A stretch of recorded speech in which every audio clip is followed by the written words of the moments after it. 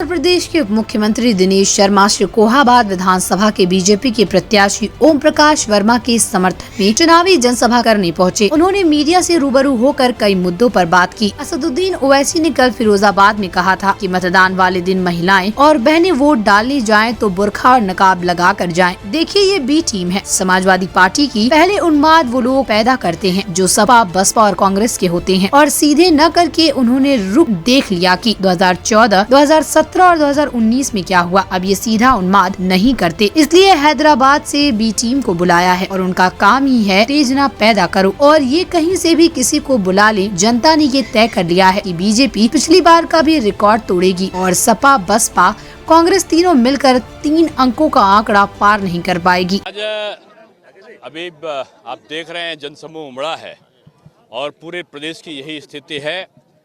पूरे प्रदेश में एक पक्ष की हवा बह रही है और पहले होता था एंटी इनकम्बेंसी नाम की चीज़ का प्रचलन था, लेकिन इस सरकार ने उस धारणा को बदल दिया है। प्रो इनकम्बेंसी जो है, आज जो सकारात्मक लोगों की जो उत्कंठा चेहरों पर दिखाई पड़ रही है, ये सपा, बसपा, कांग्रेस का परंपरागत जो मतदाता है वो तेजी के साथ बीजेपी की तरफ आया है। जहां पर समाजवादी पार्टी लड़ रही है तो वहाँ बसपा और कांग्रेस के लोग भाजपा को वोट दे रहे हैं। जहाँ ये लोग लड़ रहे हैं, दूसरे इनका सहयोगी लड़ रहा है, वहाँ इनकी पार्टी का भी मतदाता जो है वो भाजपा को वोट दे रहा है। पहले चरण में जो विजय यात्रा का परचम लहराया है, सपा और बसपा के लोगों की भाषा बदल गई है और बौखलाहट सामने दिखाई पड़ रही है। वो अनर्गल प्रलाप और अपशब्दों का प्रयोग शुरू किए हैं। पिछले बार के चुनाव में भी 2019 में प्रधानमंत्री जी को हत्यारा, मौत का सौदागर, ऐसे अपशब्दों से लोगों ने सुशोभित किया था और जनता ने उसका जवाब दिया था। प्रधानमंत्री ने जवाब नहीं दिया था और सुपड़ा साफ हो गया था सपा और बसपा का।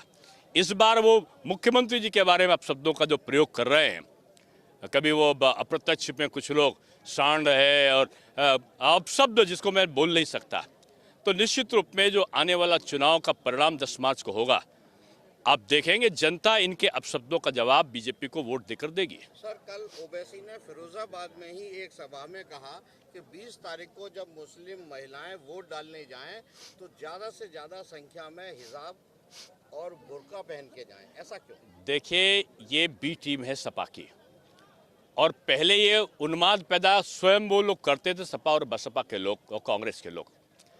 अब कि वो सीधे ना करके उन्होंने जनता का रुख देख लिया कि 2014 में, 2017 में, 2019 में क्या हुआ, तो अब ये सीधे उन्माद नहीं पैदा करते। हैदराबाद से अपनी बी टीम बुलाया है और उनका काम ही है कि उत्तेजना पैदा करो।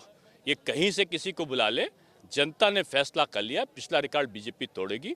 सपा, बसपा, कांग्रेस मिलकर 3 अंकों का आंकड़ा पूरा नहीं करेंगे। सर, शिवपाल यादव आज भी और कल भी मजार पे जा रहे हैं और मन्नत मांग रहे हैं समाजवादी पार्टी जीते, तो अब ये चुनाव के समय ऐसा ऊपर से कि अंदर से मुझे पता नहीं।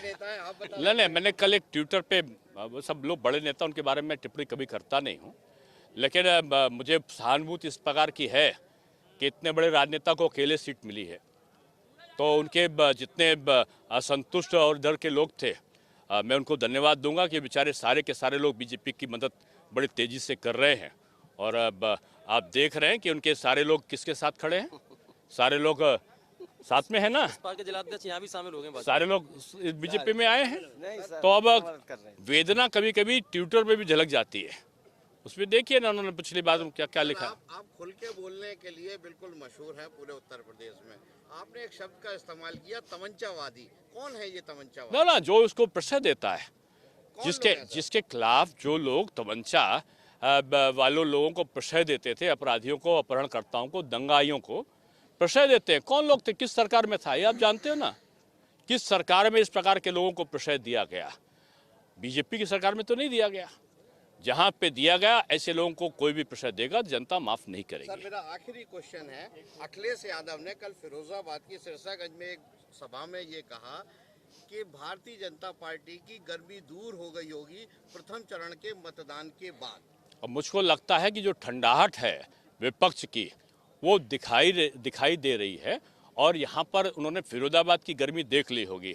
फिरोजाबाद की गर्मी, सपा को 1 सीट नहीं मिलने वाली फिरोजाबाद शहर में जहाँ मैं खड़ा हूँ, भैया आप देख लेना, मैं आज आपसे कह के जा रहा हूँ, चुनाव परिणाम निकले तो आप फिर से इंटरव्यू लीजिएगा। कितनी सीटें बीजेपी की आ रही है? बीजेपी पिछला रिकॉर्ड तोड़ेगी और सपा बसपा कांग्रेस अपना पिछला जो इनका रिकॉर्ड था उससे कम यानी 3 अंकों से नीचे आएंगे।